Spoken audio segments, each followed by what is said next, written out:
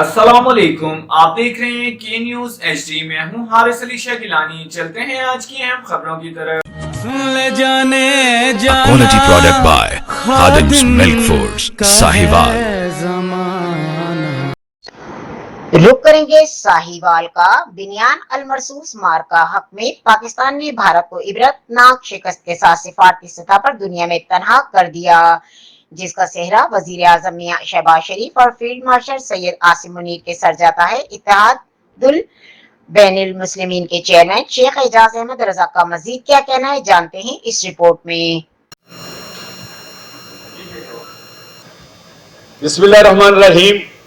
आज 10 मई मार्का हक की फतह का दिन है।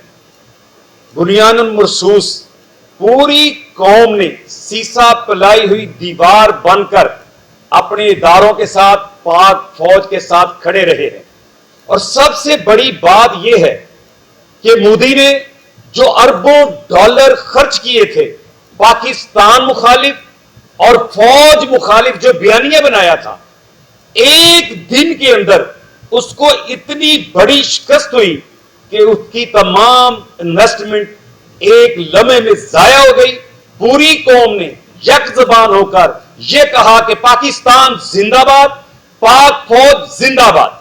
मैंने यह भी नारा लगाया था कि आसिम मुनीर कदम बढ़ाओ, हम तुम्हारे साथ हैं। अब हमने नारा तब्दील कर दिया है कि फील्ड मार्शल हाफिज सैयद आसिम मुनीर कदम बढ़ाओ, अल्लाह तुम्हारे साथ है। आज भी हमें पाकिस्तान की बका और सलामती के लिए और इस्तेकाम के लिए पूरी कौम को सीसा पिलाई हुई दीवार बनकर दुश्मन के सामने खड़े होना चाहिए। आज भी पाकिस्तान को वही जज्बे की जरूरत है जो 1 साल पहले थी, जो क्या में पाकिस्तान के वक्त थी, जो 65 की जंग में थी।